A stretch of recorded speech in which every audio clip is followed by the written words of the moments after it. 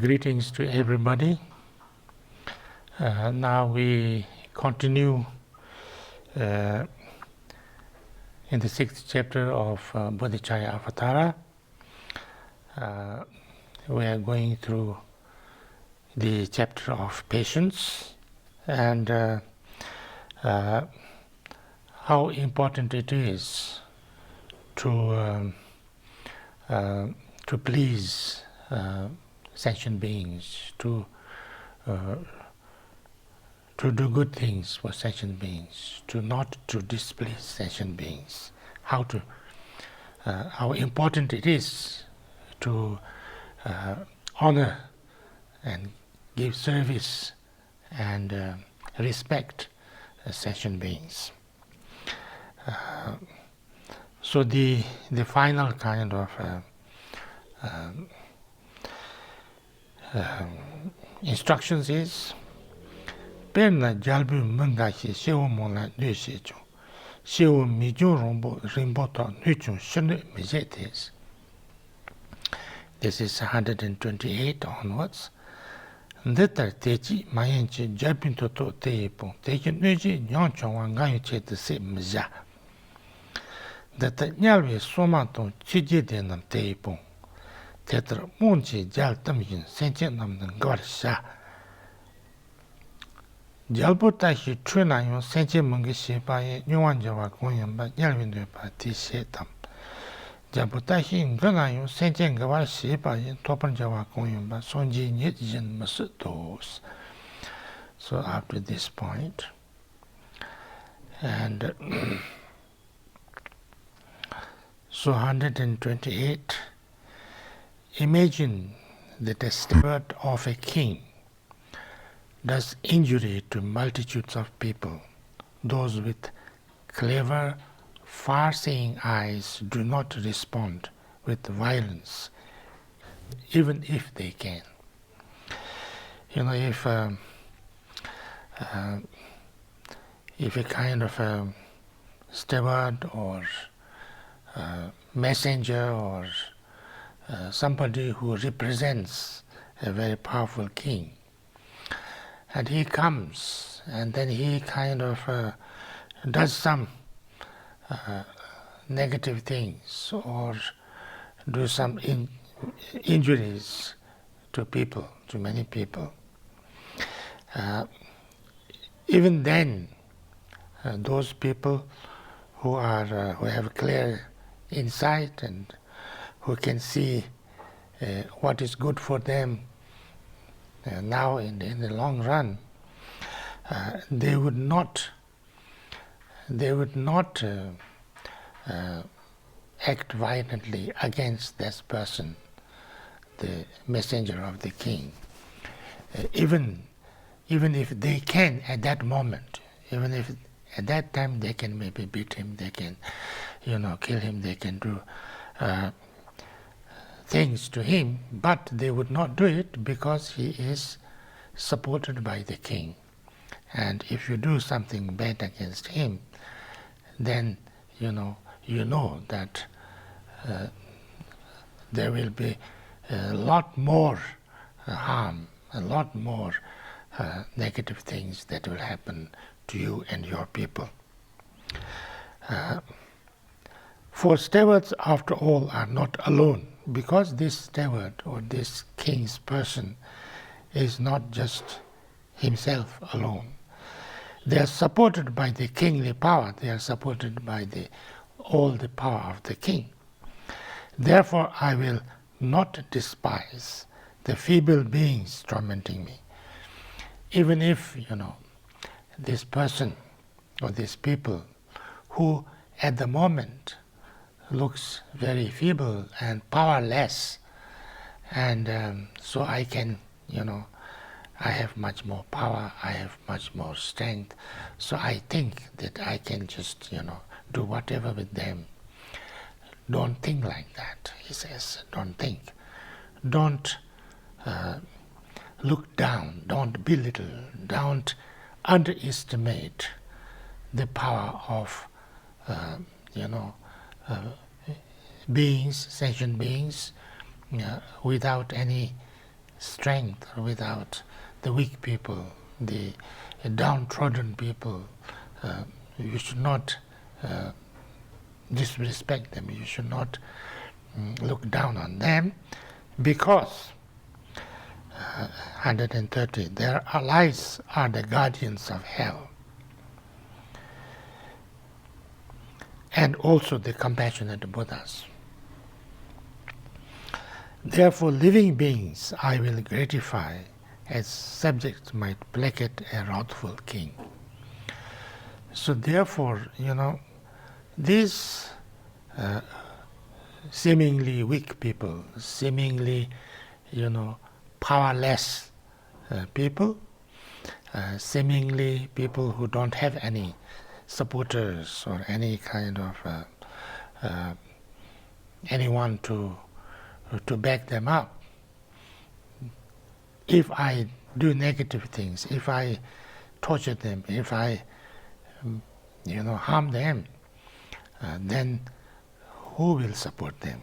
The hell gods support them. Because if I do negative things towards sentient beings, especially weak sentient beings, then that negative karma will come, and then they will come in form of hell gods. And when I die, I will be the one who would suffer even more.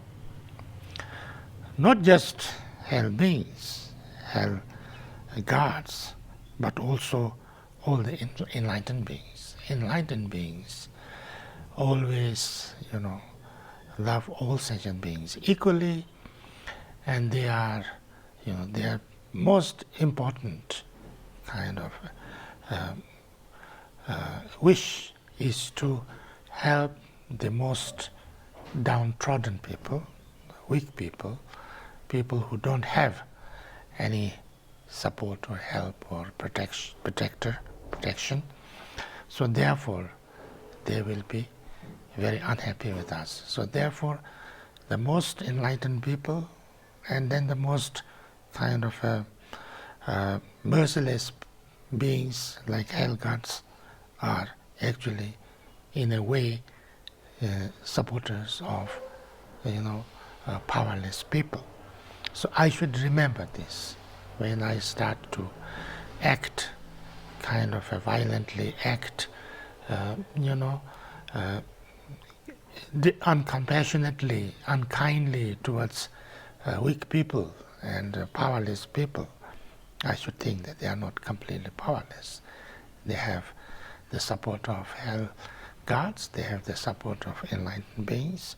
So, if I do negative things towards them, there will be great repercussions for myself. So therefore, I should treat people, even the most kind of powerless people, as somebody who is, who has great support. I should respect them. I should serve them. I should help them. I should be kind, and as, of course, as my own family members, my own parents, my own children. But I should not also, at the other hand, think that they are completely supportless. So I should,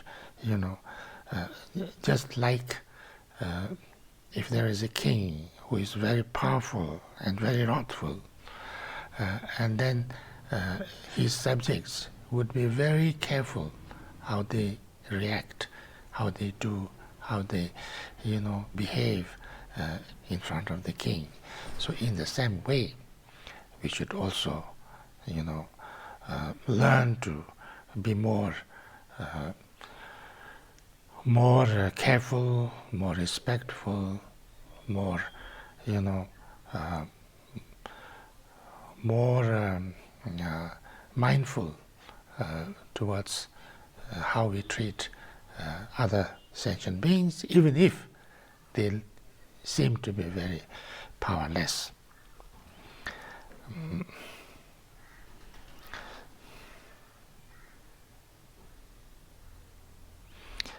So therefore it is said, this is 131, and yet the pains of hell to be injured through making living beings suffer, could these ever be unleashed on me by all the ire of such a king?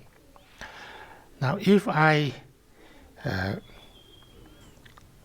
make pain, if I harm even the most kind of lowly, most protector-less, most weak sentient beings, this could actually create circumstances or causes or karmic conditions that I will actually suffer the torment of hell.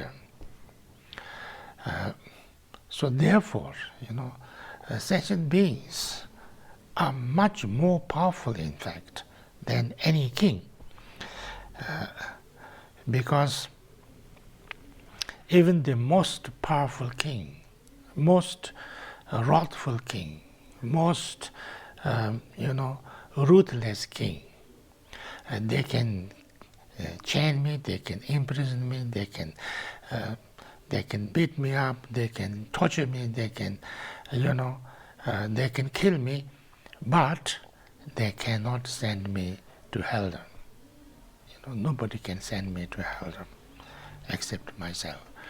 So therefore, actually, these seemingly powerless people, in fact, are more powerful than the most powerful king. So therefore, I have to respect them. And in the same way, this is 132, and even if that king was pleased, enlightenment he could not give to me. For this will only be achieved by bringing happiness to beings. So, however powerful, strong, rich, popular, great, however great a king would be, or the leader, the most powerful person in the whole universe, even if he is extremely pleased with me, even if he wants to help me the most, can he give me enlightenment? Nobody, how powerful, how strong, how wealthy, how great a person is, the worldly person is, he or she can never give me enlightenment. But these lowly sentient beings, these sentient beings who seem to be completely protectorless, who seems to be so powerless that they can't even look after themselves, they have no protection, they have nothing to eat, they have nothing to wear, they have nothing, nothing, they actually can give me enlightenment. If I do the right thing, if I respect them, if I treat them well, if I serve them, if I become kind and compassionate towards them, I can get enlightenment. So these sentient beings, all these sentient beings, however bad they look like, however negative they look like, however weak they look like, however powerless they look like, they are source of great harm to me if I treat them badly, and source of great help to me if I treat them in the right way, in a good way. So therefore, don't look the attitude. We need to change our attitude towards sentient beings. We have to see all sentient beings as, somebody very important, very kind of the source of great happiness for myself and others, source of great danger also if I don't respect them and don't take them seriously. So therefore, with this understanding, I should treat each person, each being, as if they are, a source of my happiness, everlasting happiness, enlightenment. And if I don't treat them in a good way, they could also be the cause of my most severe downfall. So this, if I see it like this, then I wouldn't mistreat. I wouldn't dare to mistreat sentient beings. This is the understanding, I think. And then 133.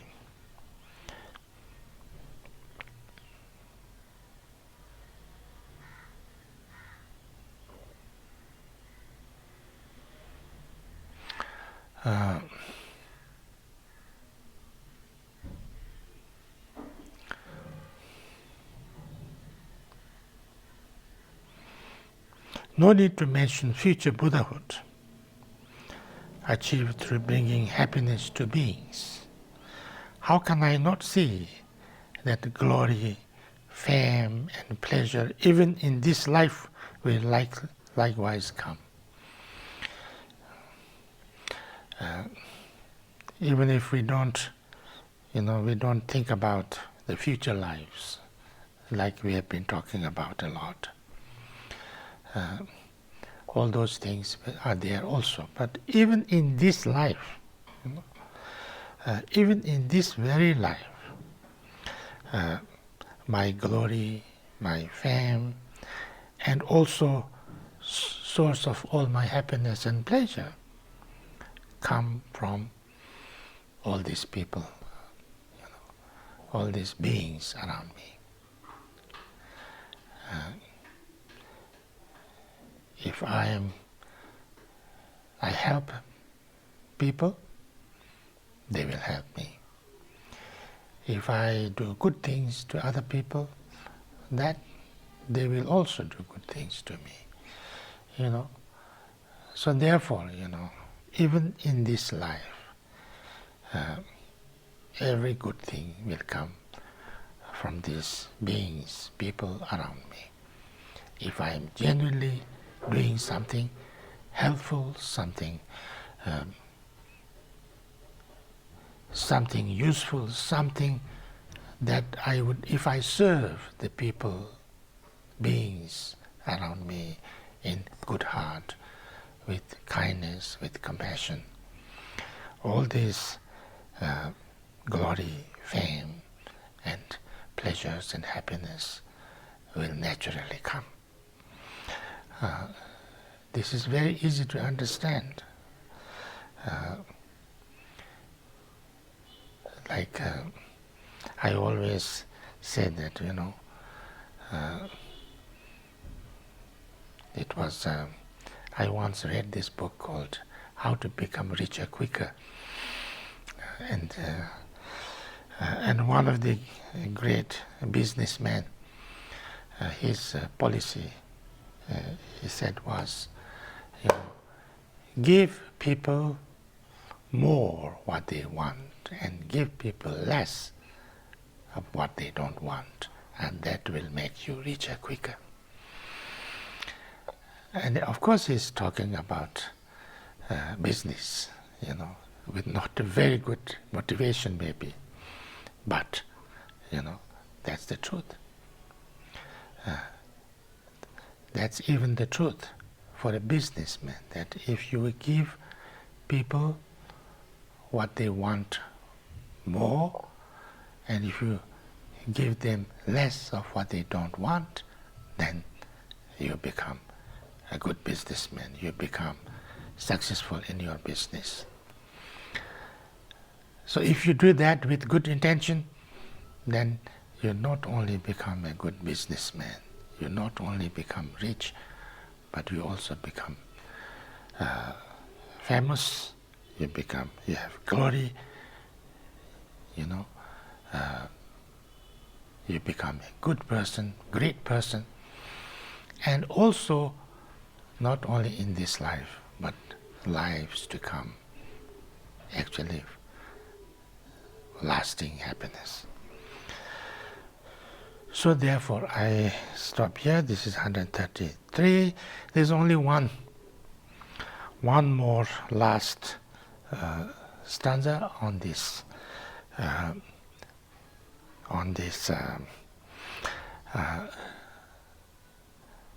chapter, but I will stop here. Thank you.